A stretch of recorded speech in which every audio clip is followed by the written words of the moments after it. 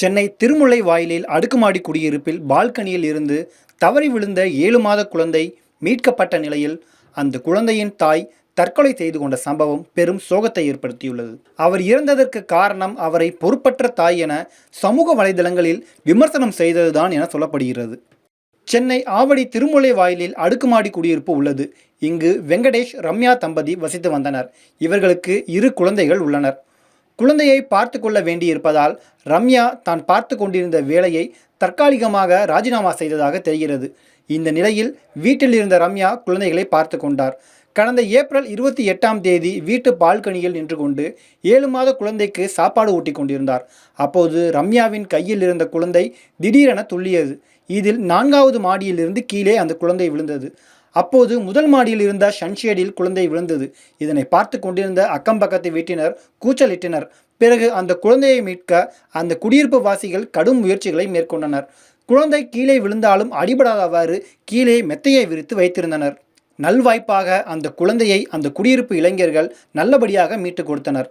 குழந்தை கீழே விழுந்த அதிர்ச்சியில் ரம்யா இருந்ததால் அவர்கள் குடும்பத்துடன் கோவை மாவட்டம் காரமடையில் உள்ள ரம்யாவின் தாய் வீட்டுக்கு சென்றனர். இந்த நிலையில் ரம்யாவின் தாய் தந்தை ஒரு திருமண நிகழ்வுக்கு சென்று விட்டனர். அப்போது வீட்டில் ரம்யா மட்டும் இருந்துள்ளார்.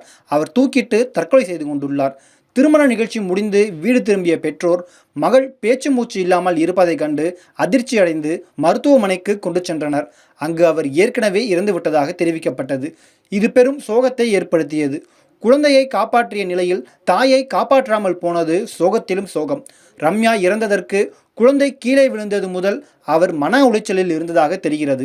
இது குறித்த தகவல் அறிந்த வட்டாரங்களில் கேட்கும்போது குழந்தை தவறி கீழே விழுந்ததிலிருந்தே ரம்யா மனவேதனையில் இருந்துள்ளாராம்.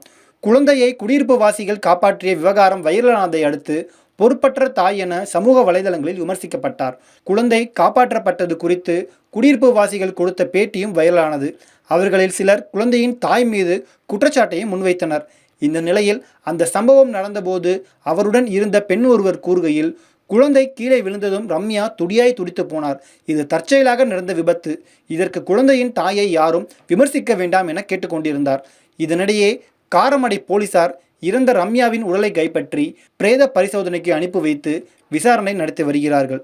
இந்த நிலையில் இந்த சம்பவத்தில் ரம்யாவை விமர்சித்தவர்கள்தான் குற்றவாளிகள் என பாடகி சின்மயி விமர்சித்திருக்கிறார். இது தொடர்பாக அவர் தன்னுடைய எக்ஸ் பக்கத்தில் ஆதங்கத்தை வெளிப்படுத்தியிருக்கிறார். பிரபல யூடியூபரான பிரசாந்த் ரங்கசாமியின் எக்ஸ் பதிவை பகிர்ந்து, இவரை போன்ற நபர்களே ஒரே ஒரு ட்வீட் மூலம் குழந்தையின் பெற்றோரை அவமானப்படுத்தியிருக்கிறார்கள். இப்போது குழந்தையின் தாய் தனது உயிரை மாய்த்து கொண்டதால் இந்த மனித பிறவிகள் அனைத்தும் இப்போது கொண்டாடலாம் என அவர் குறிப்பிட்டிருக்கிறார்.